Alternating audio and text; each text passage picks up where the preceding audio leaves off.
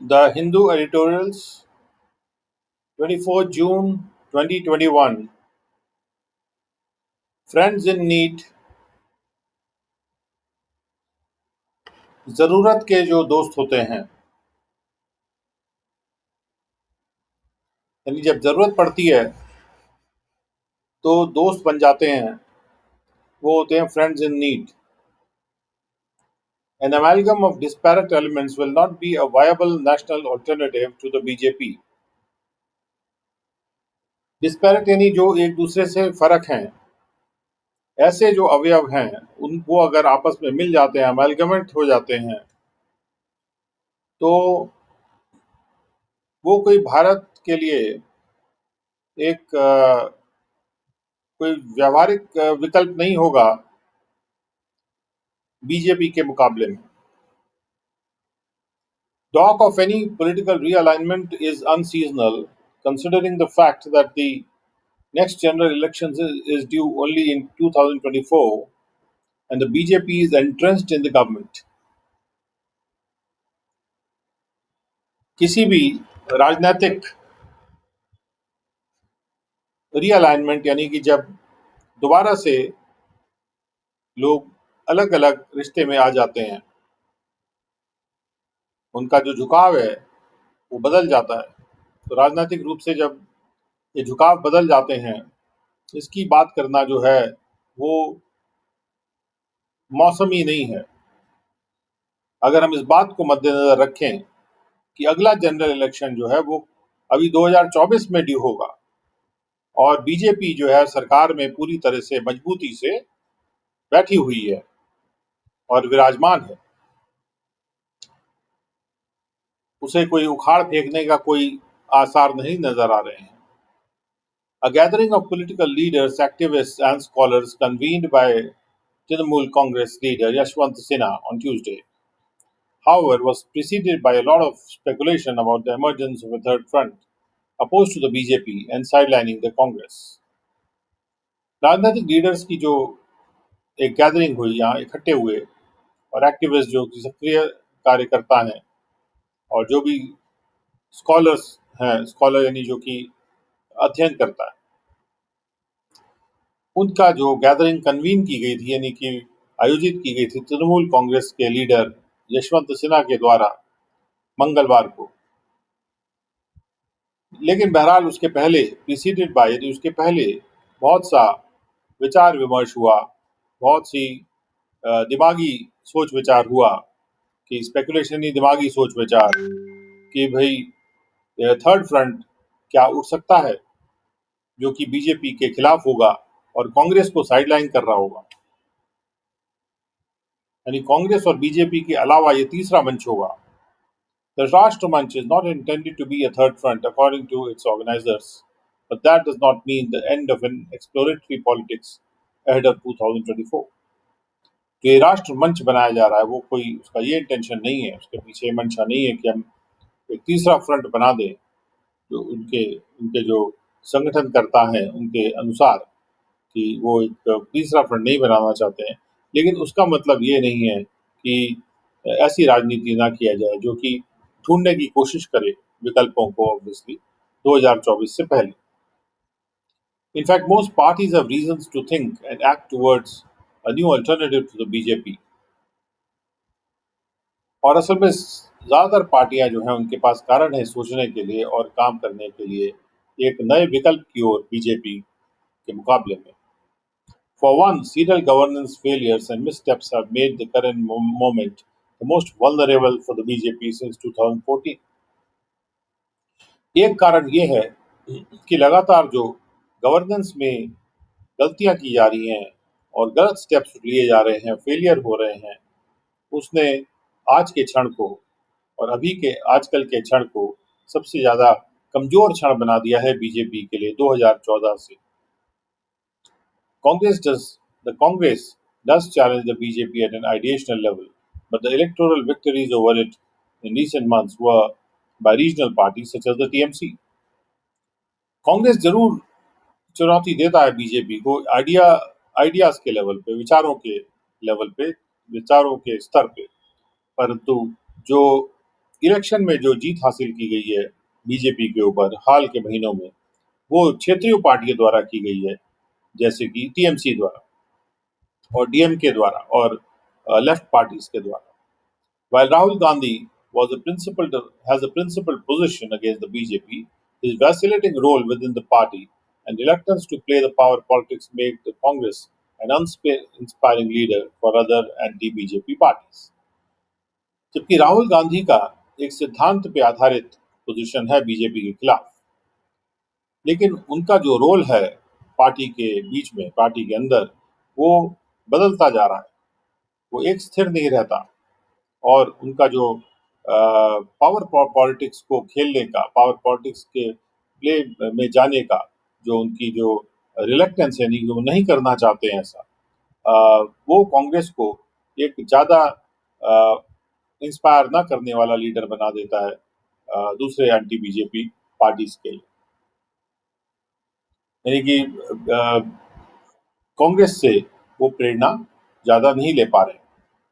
The role being played by nationalist Congress Party Chief Sharad Pawar makes the current attempt for a new platform vigorous. जो role NCP के chief Sharad Pawar play कर रहे हैं, वो जो अभी जो कोशिश हो रही है उस प्लेटफॉर्म को वो जोर दे रहा है। He has the dexterity, heft and the network to lead it. Sharad Pawar ji के पास वो कुशलता है और वो काबिलियत है और उनके पास वो नेटवर्क है जिससे वो इस राष्ट्र फ्रंट को लीड कर सकते हैं, राष्ट्र मंच को लीड कर सकते हैं। That said, there is not an easy path for this nascent platform, assuming that it has ambitions beyond being a debating society. एक बार ये बात कह दी गई, अब जो है ये कोई आसान रास्ता नहीं है इस नए प्लेटफॉर्म के लिए।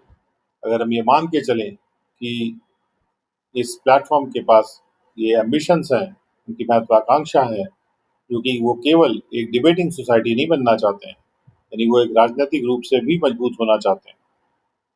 At 80, age is not on Mr. Pawar's side. 80 साल की उम्र में उम्र अब पवार जी के साथ नहीं है। Without an active role for the Congress, no political formation can be viable against the BJP. Congress को एक्टिव रोल ना देते हुए कोई भी राजनीतिक जो फॉर्मेशन बनेगी वो कोई व्यावहारिक बात नहीं होगी, राजनीतिक कोई व्यावहारिक फॉर्मेशन नहीं होगी बीजेपी के खिलाफ। यानी वो बीजेपी को अलग हराने का सोच नहीं सकती है अगर प्रैक्टिकल वे में देखा जाए। That role and terms of the engagement between the Congress and other smaller parties remain open questions. और वो जो रोल की बात है कि कांग्रेस का एक्टिव रोल और जो जो शर्तें हैं जुड़ने की, टर्म्स ऑफ एंगेजमेंट, क्योंकि कांग्रेस और दूसरे स्मॉल पार्टीज के बीच में जो क्या शर्तें होंगी, किस शर्त पे वो जुड़ेंगे और क्या वो जुड़ेंगे कि नहीं जुड़ेंगे, ये खुले सवाल है, ये खुले सवाल रह गए हैं। Even among the parties that participated in the meeting, SPNCP, AAP, CPIM, CPI, National Conference, Trinamool Congress, enthusiasm is muted, though they sent representatives.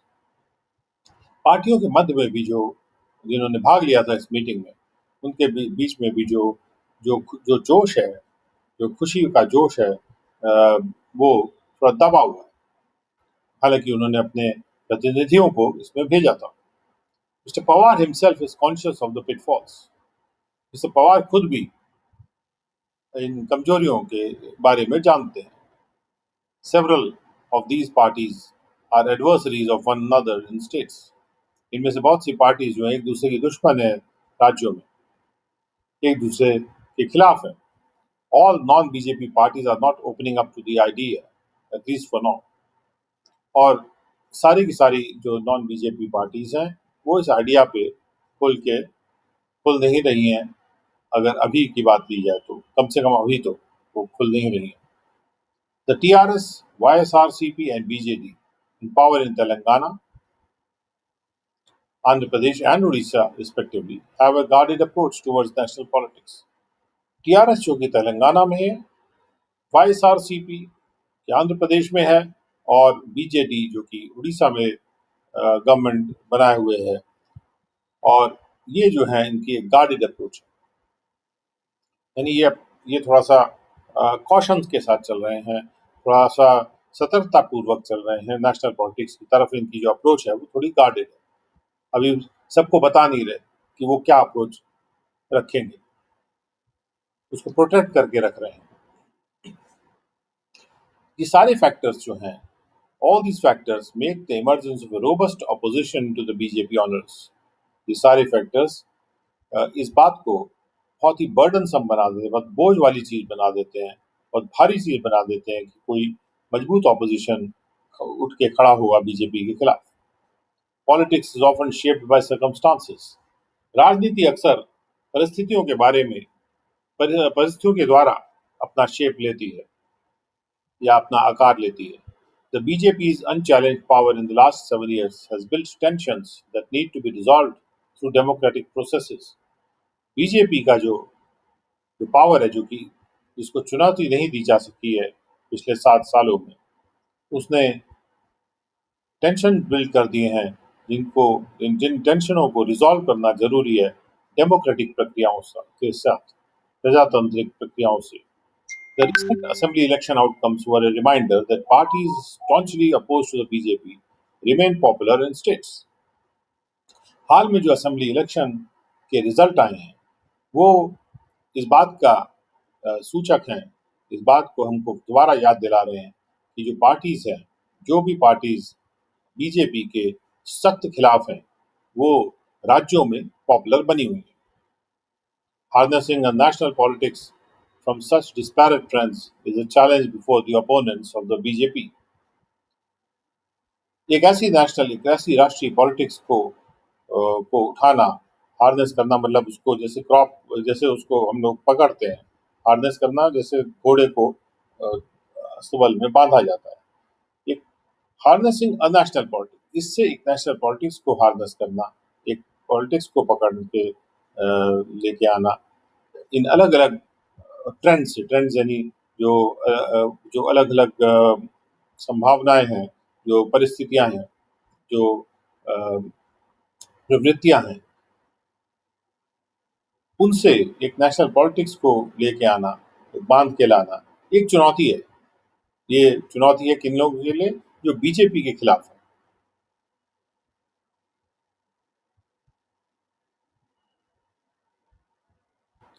Second editorial, engage Iran. Blocking of Iran-linked websites does little for efforts to revive nuclear deal and reverse sanctions.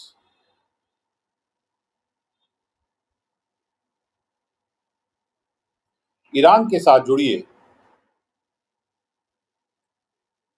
Iran से जो जुड़े हुए websites हैं उनको block करने से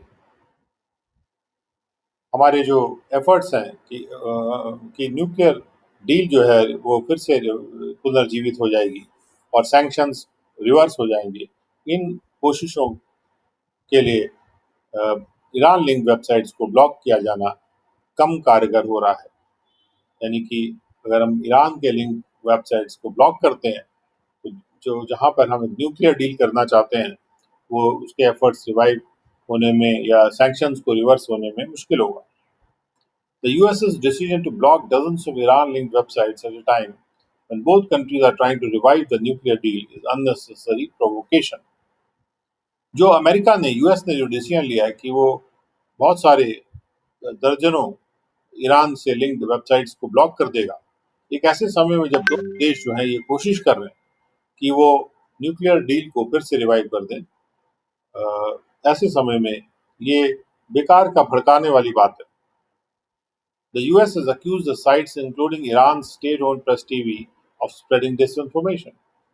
US ने इल्जाम लगाया साइट्स पे कि जिसमें कि ईरान का जो सरकार द्वारा ओन साइट भी है प्रेस टीवी, कि वो गलत सूचना फैला रहा है।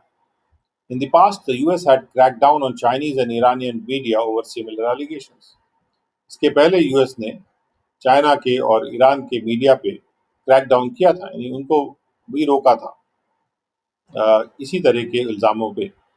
The move comes days after Iran elected Ibrahim Raisi, a hardline cleric, as president. और ये जो मूव आया है, ये कुछ ही दिन बाद आया है जब ईरान ने अपने हार्ड लाइन क्लेरिक, जो कि उनके चर्च या जिसको कहते हैं कि उनका जो रिलीजियस इंस्टीट्यूशन है, उससे जुड़े हुए इब्राहिम रैसी, उनको प्रेसिडेंट के रूप में इलेक्ट किया है. The election of Mr. Raisi, who has been sanctioned by the US for his alleged role in the execution of political prisoners and other rights violations, has already escalated tensions between the two countries. ये राइजी का elect हो जाना, जिनको कि US ने पहले भी sanction किया, यानी कि उनके खिलाफ उन्होंने ऑर्डर किए हैं, क्योंकि उन पे इल्ज़ाम है कि उनका जो रोल था कि पॉलिटिकल राजनीतिक प्रिजनर्स बंदियों को उन्होंने जान से मरवा दिया था, और दूसरे भी राइट के वायलेशंस उन्होंने किए हैं, ह्यूमन राइट्स के का उल्लंघन उन्होंने किया है. तो उस पे जो अमेरिका ने रोक लगाई थी, सैंक्शंस लगाए थे, वो उसकी वजह से उसके बाद जब राजी का इलेक्शन में जीत जाना ने पहले ही टेंशन बढ़ा दी हैं दोनों देशों के बीच में. Iran's sharp response to the move on the websites has been that the US was trying to muzzle free speech. Iran का जो शार्प प्रतिक्रिया आई है, ये वेबसाइट्स पे जो कदम उठाया है अमेरिका ने, वो ये रहा है कि यूएस जो है वो फ्री स्पीच को रोकने की कोशिश कर रहा है.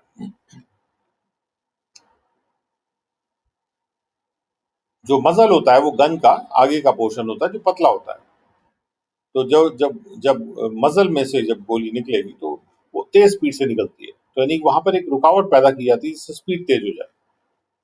तो मजल करना मतलब रोकने की कोशिश करना या रोकना. Even if one ignores Iran's rhetoric, the US's move hardly serves its declared purpose of fighting disinformation. भले ही हम ईरान ने जो भी नारा लगाया है कि फ्री स्पीच को मदल की कोशिश की जा रही है, यूएस के का ये मूव जो है, ये मुश्किल से अपने डिक्लेयर्ड प्रयोजन को भी सर्व कर पाता है कि हमें डिसइंफॉर्मेशन को फाइट करना है. क्योंकि अगर डिसइंफॉर्मेशन को आपको फाइट करना है, गलत सूचना फैलाने को अगर आपको फाइट करना है, तो जो आपने किया है कि भाई उन्होंने वेबसाइट्स को रोक दिया, तो उससे कोई खास पर्पस उनका सिद्ध नहीं होने वाला है. When America seized the website of the semi-official Iranian news agency Fars in 2018, it switched to an Iranian domain and was back online. जब अमेरिका ने उनके दूसरे वेबसाइट, जो कि सेमी ऑफिशियल पार्ट आधिकारिक, एक हद तक आधिकारिक ईरानियन न्यूज एजेंसी है जो फार्स, उसके वेबसाइट को उन्होंने सीज कर लिया था, तो 2018 में तो हुआ ये कि जो फार्स है वो स्विच करके दूसरे ईरानियन डोमेन पे चला गया और वो फिर से वापस ऑनलाइन आ गया. The US should not act like despotic regimes that take knee-jerk actions towards media platforms with critical coverage. US को ऐसे नहीं एक्ट करना चाहिए कि वो डिस्पोटिक है. डिस्पोटिक यानी वो किसी दूसरे की बात नहीं सुनता और अपने पावर को जबरदस्ती दूसरों पे इम्पोज करने की कोशिश करता है. वो ऐसा राज्य है, डिस्पोटिक राज्य है, उस तरह से काम नहीं करना चाहिए और अचानक वाले एक्शन नहीं लेने चाहिए. नी जर्क करने वाला, अचानक घुटने को जर्क कर देना यानी कि हिला देना, तो यानी कि अचानक वाले एक्शन उसको नहीं करने चाहिए मीडिया प्लेटफॉर्म्स की तरफ जो कि आलोचनात्मक कवरेज करते हैं. The way to fight disinformation campaigns is to promote information and strengthen independent journalism. गलत सूचना फैलाने को फाइट करने की जो मुहिम है, और गलत सूचना फैलाने की मुहिम को फाइट करने का जो तरीका है वो ये है कि हम सही सूचना को आगे बढ़ाएं और इंडिपेंडेंट जर्नलिज्म को मजबूत करें, इंडिपेंडेंट पत्रकारिता को मजबूत करें.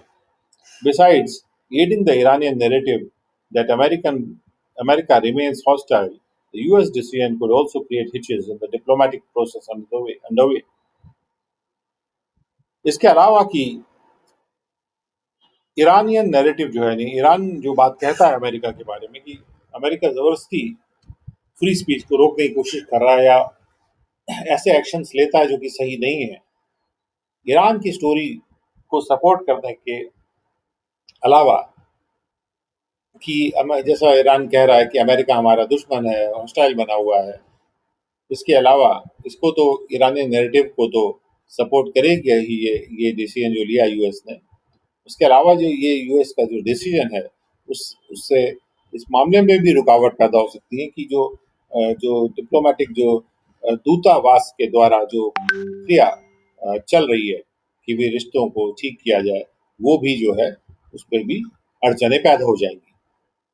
The Biden administration had hopes for reaching an agreement with Tehran on reviving the nuclear deal before the June 18 Iran presidential election. Biden administration ने ये आशा की थी कि वो एक एग्रीमेंट पे पहुंच जाएंगे तेहरान के साथ कि न्यूक्लियर डील को फिर से न्यूक्लियर जो अरेंजमेंट है यानी आपस में जो उनका रिश्ता है न्यूक्लियर वाला कि जिसमें वो उसको फिर से पुनर्जीवित कर देंगे जून 18 से पहले, जो जब ईरान प्रेसिडेंशियल इलेक्शन हुए हैं उसके पहले उन्होंने सोचा था कि हम एक एग्रीमेंट पे पहुंच जाएंगे। After multiple rounds of indirect talks in Vienna, along with other world powers, a final agreement has not been reached, but all parties have expressed faith in talks. Multiple rounds हुए जिसमें कि indirect वार्ताएं हुई हैं, सीधी सीधी वार्ताएं नहीं भी हुई हैं, indirect वार्ताएं हुई हैं वियना में, क्योंकि ऑस्ट्रिया का कैपिटल है, और दूसरे वर्ल्ड पावर्स भी उसमें शामिल थे। ये सब वार्ताओं में कोई भी फाइनल एग्रीमेंट नहीं पहुंच पाए, लेकिन सारी पार्टियों ने ये बात कही कि उनको बातचीत में भरोसा है, बातचीत में उनकी आस्था है। The Biden administration had shown a willingness to reverse Donald Trump's maximum pressure policy and revive the deal that would cut off Iran's path towards the bomb in return for lifting sanctions. Biden administration ने ये इच्छा व्यक्त की थी, दिखाई थी कि वो डोनाल्ड ट्रंप का जो मैक्सिमम प्रेशर पॉलिसी है उसको उलट देंगे और उस डील को रिवाइव कर देंगे, उस डील को पुनर्जीवित कर देंगे जो ईरान के रास्ते को, बॉम्ब की तरफ वाले रास्ते को कट ऑफ कर देगा सैंक्शंस को उठाने के इवज में। यानी ईरान पे जो रोकें लगाई गई हैं उसको यूएस हटाने को तैयार है। अगर ईरान न्यूक्लियर डील कर ले, यानी न्यूक्लियर डील में क्या होगा कि ईरान का बॉम्ब की तरफ बढ़ने का रास्ता खत्म हो जाएगा। Iran embattled by sanctions, economic woes and protests has responded positively to the US's overtures. Iran जो कि सैंक्शंस के द्वारा बहुत मुश्किल स्थिति में है, सैंक्शन से जूझ रहा है और अपनी इकोनॉमिक आर्थिक उसकी जो परेशानियां हैं और जो आर्थिक विरोध हैं उससे जो जूझ रहा है, उसने यूएस के आगे बढ़ने पे अच्छी प्रतिक्रिया दी है, पॉजिटिव सकारात्मक प्रतिक्रिया दी है। But there have been bottlenecks, लेकिन रुकावटें भी रही हैं। One, when the Trump administration pulled the US out of the nuclear deal and reimposed the sanctions, Iran started rebuilding its nuclear program with higher level fuel enrichment and production of centrifuges. पहला bottleneck क्या, रुकावट क्या रही है कि जब Trump administration ने US को न्यूक्लियर डील से बाहर निकाल लिया था और सैंक्शंस को फिर से लागू कर दिया था, तो ईरान ने क्या किया कि उन्होंने अपने न्यूक्लियर प्रोग्राम को फिर से रीबिल्ड करना शुरू कर दिया, फिर से उसको बढ़ाना शुरू कर दिया और हाई लेवल के फ्यूल एनरिचमेंट के साथ और सेंट्रीफ्यूजेस को प्रोड्यूस करने के साथ। यानी सेंट्रीफ्यूजेस जो होते हैं जिसमें कि वहाँ पे न्यूक्लियर प्लांट जो होता है, वहाँ पे जहाँ एटम बॉम्ब बनाया जाता है वहाँ पे सेंट्रीफ्यूजेस की जरूरत होती है, गोल गोल घुमाने वाले जो चक्कर टाइप के होते हैं। और उन्होंने और भी हायर लेवल का फ्यूल से एनरिच करना शुरू किया अपने न्यूक्लियर पावर प्लांट को, और न्यूक्लियर एटम बॉम्ब बनाने की तरफ जो प्लांट लगा रहे हैं, जो फैसिलिटी बना रहे हैं उसकी तरफ काम करना शुरू कर दिया। Now the US wants Iran to return to the terms of the original agreement. अब यूएस ये चाहता है कि ईरान ने जो ओरिजिनल एग्रीमेंट किया था यूएस के साथ उसके शर्तों पे वापस आ जाए। While the Iranians want the sanctions lifted first, जबकि ईरानियन लोग ये चाहते हैं कि सैंक्शंस वो पहले हटाए। टू, दूसरा जो बॉटलनेक है, the Biden administration also wants to discuss Iran's ballistic missile program and its regional activities. Biden administration Iran के बैलिस्टिक मिसाइल प्रोग्राम को भी डिस्कस करना चाहता है, क्योंकि उससे भी एक खतरा है। और उसकी जो क्षेत्रिक एक्टिविटीज हैं, क्षेत्रीय उसके कार्यकलाप हैं ईरान के, कि क्षेत्र में वो किस तरह से काम करेगा, उसको भी डिस्कस करना चाहता है। Mister Raisi has rejected such demands outright. Mister Raisi ने इस प्रकार की डिमांड्स को एकदम सिरे से खारिज कर दिया है। Known for his hardline domestic and foreign policy views, he would take over the presidency in early August. Mister Raisi जाने जाते हैं कि उनकी जो डोमेस्टिक पॉलिसी के विचार हैं और जो फॉरेन पॉलिसी के विचार हैं, वो बहुत हार्ड लाइन विचार हैं। वो अपनी जगह से हिलते नहीं है और एक्सट्रीम व्यू रखते हैं। वो प्रेसिडेंसी को टेक ओवर करेंगे अर्ली अगस्त में। Mister Biden's best chance to revive the nuclear deal is to do it before that then. सबसे अच्छा चांस जो मिस्टर बिडेन के पास है न्यूक्लियर डील को रिवाइव करने का, वो उसके पहले है। यानी कि न्यूक्लियर डील रिवाइव तब कर पाएंगे, अगर मिस्टर रेजी आ गया तो रिवाइव नहीं कर पाएंगे फिर। और ऐसे में वो वेबसाइट्स को रोक रहे हैं। Both side should focus on the diplomatic path. दोनों तरफ वाले लोगों को डिप्लोमेटिक जो रास्ता है उस पर फोकस करना चाहिए। Aimed at achieving a pragmatic agreement first that addresses the most critical issues. जिसका कि लक्ष्य होना चाहिए कि हम एक प्रैक्टिकल एग्रीमेंट करें सबसे पहले, ऐसे इश्यूज को, ऐसे इम्पोर्टेंट इश्यूज को एड्रेस करते हुए, जैसे कि ईरान की जो एक्सपैंडिंग न्यूक्लियर प्रोग्राम है, या अमेरिका का जो बढ़ती हुई सैंक्शंस का जो राज्य है, उस पे हम लोग जल्दी एक प्रैक्टिकल एग्रीमेंट कर लें। ये जो इम्पोर्टेंट इश्यूज हैं, ये दोनों तरफ का फोकस होना चाहिए और इसके लिए डिप्लोमेटिक रास्ता वो अपना लें।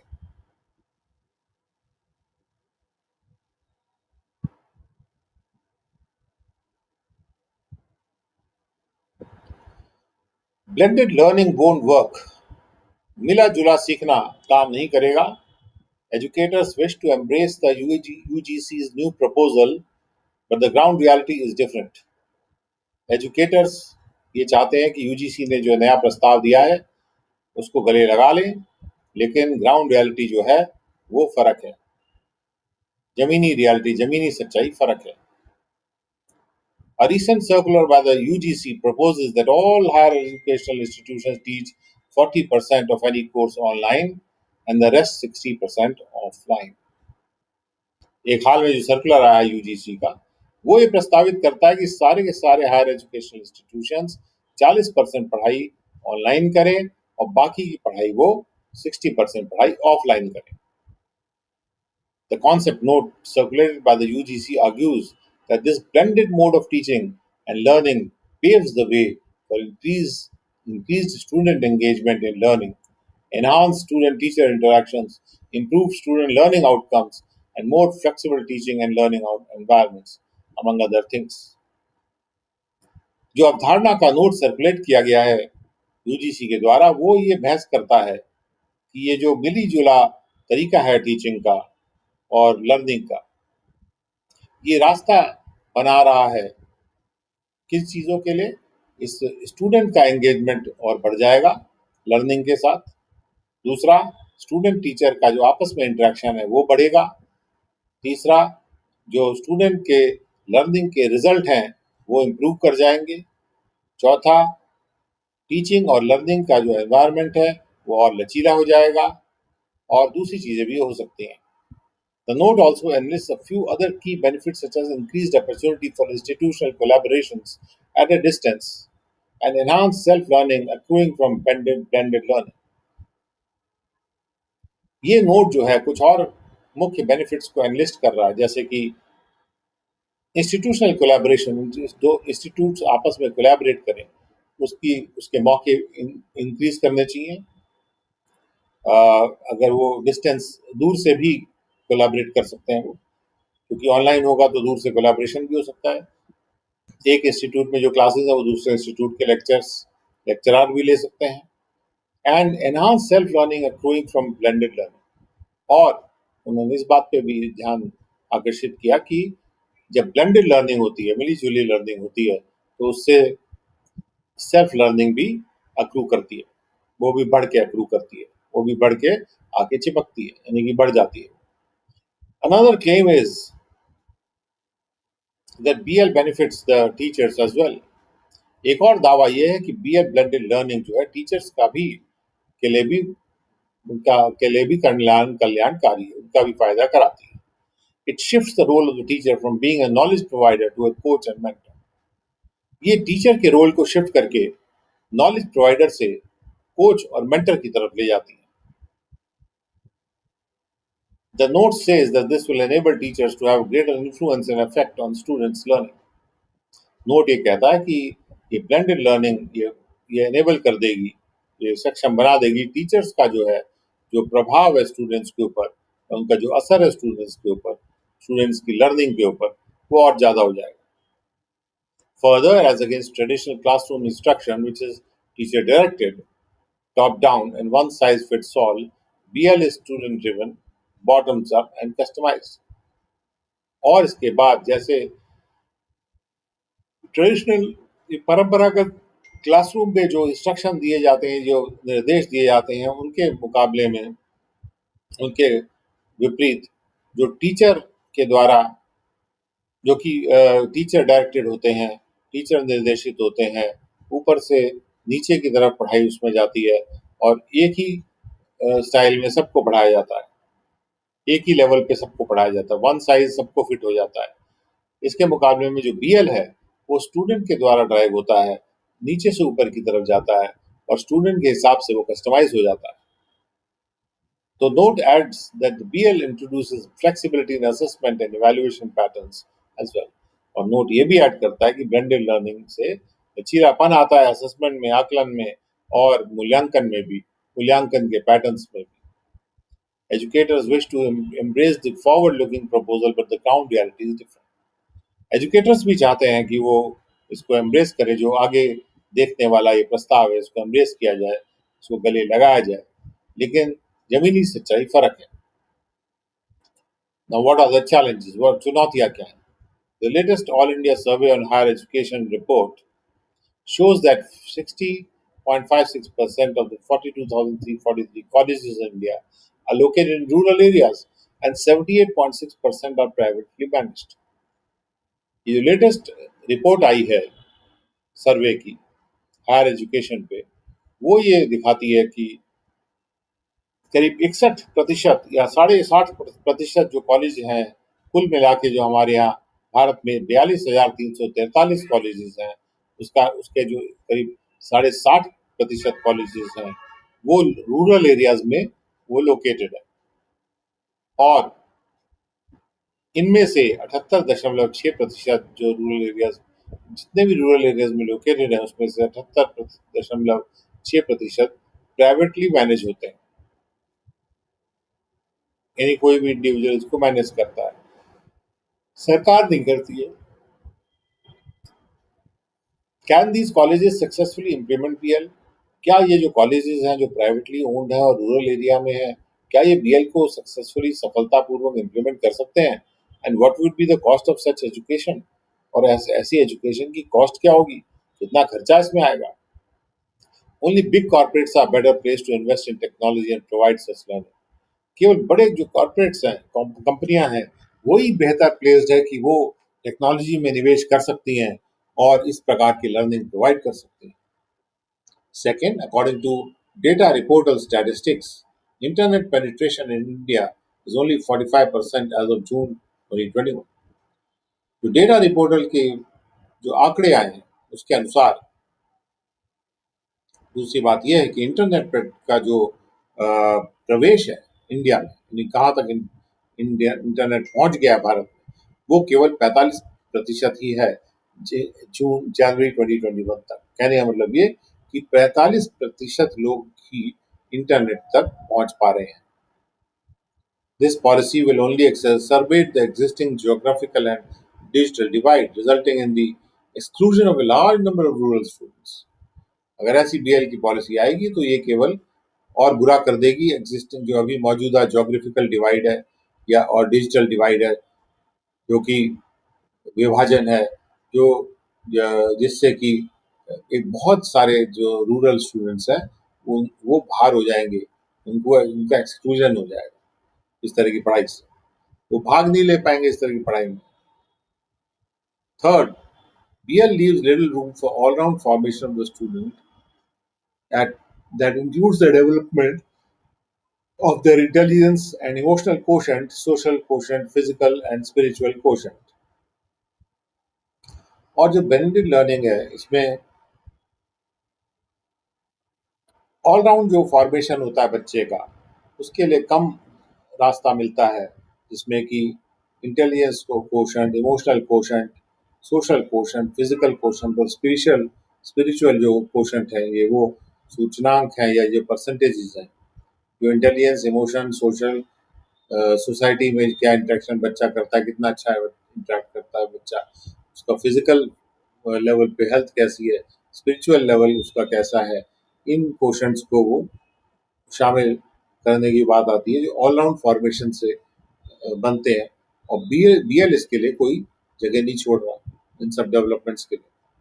What is the guarantee that BL will enhance interaction between students and teachers that lead to personality development, character building and career formation? क्या गारंटी है कि बीएल जो है वो इस प्रकार से इंटरेक्शंस को स्टूडेंट और टीचर के बीच में बढ़ा देगा कि जिससे कि उनका पर्सनालिटी डेवलप कर जाए या उनका जो चरित्र है बिल्ड हो जाए या फिर उनका कैरियर बन जाए। The listening part and subsequent interactions with the teacher may get minimized. ये भी हो सकता है कि जो सुनने वाला भाग है या बाद में जो इंटरेक्शन टीचर के साथ होता है क्लासरूम वगैरह में वो मिनिमाइज हो जाए, कम से कम हो जाए। Also, the concept note assumes that all students who enter the arena of higher education have similar learning styles and have a certain amount of digital literacy to cope with the suggested learning strategies of BL. और वो जो अवधारणा का note spread किया गया है वो ये अज्यूम करता है कि सारे के सारे स्टूडेंट जो हैं जो कि हायर एजुकेशन के क्षेत्र में उनके जो दड़बे में घुसते हैं, अरीना में घुसते हैं, उनके लर्निंग स्टाइल सबके एक जैसे हैं, मिलते जुलते हैं। और ये वो अज्यूम करता और कुछ ये भी मान के चलता है कि कुछ डिजिटल लिटरेसी भी उनके पास होगी, जिससे कि वो जो सुझाव दिए जा रहे हैं लर्निंग स्ट्रेटजीज के उनको अपना पाए। This is far from true. ये सच नहीं है, सच से बहुत दूर है। Education in India is driven by teacher centric approach. Bharat में जो एजुकेशन है वो टीचर पे केंद्रित अप्रोच से ड्राइव होती है। Expecting these students to switch over quickly to collaborative and technology enabled learning will be stressful for them and may accentuate the existing dropout rate in higher education. Students की ये अपेक्षा करना कि वो जल्दी से एक आपस में मिल के सीखने की ओर या टेक्नोलॉजी से एनेबल्ड लर्निंग की ओर बढ़ जाएंगे, ये उनके लिए बहुत स्ट्रेसफुल हो जाएगा, उनके लिए स्ट्रेस डेवलप करने वाली बात हो जाएगी। और हो सकता है कि वो अभी की जो ड्रॉप आउट रेट है हायर एजुकेशन की उसको और बढ़ा दें। तो ये चुनौतियां हैं। अब now what is the recommendation? Given these challenges it is worth considering a few recommendations. कुछ संस्तुतियां हैं जिनको कि मद्देनजर रखना जरूरी है, जिसको इस पर दिमाग लगाना जरूरी है। The government should ensure equity in access to technology. Government के लिए जरूरी है कि जहां तक टेक्नोलॉजी के पर पहुंचने वाली बात है उसमें इक्विटी होनी चाहिए, सभी लोग बराबर मात्रा में टेक्नोलॉजी तक पहुंच सके, टेक्नोलॉजी का इस्तेमाल कर सके और बैंडविड्थ का इस्तेमाल कर सके। HEIs across the country for all HEIs higher education institutions, यानी सभी हायर एजुकेशन इंस्टीट्यूशन के लिए जो टेक्नोलॉजी और बैंडविड्थ का एक्सेस है पूरे देश में वो फ्री ऑफ कॉस्ट हो जाना चाहिए।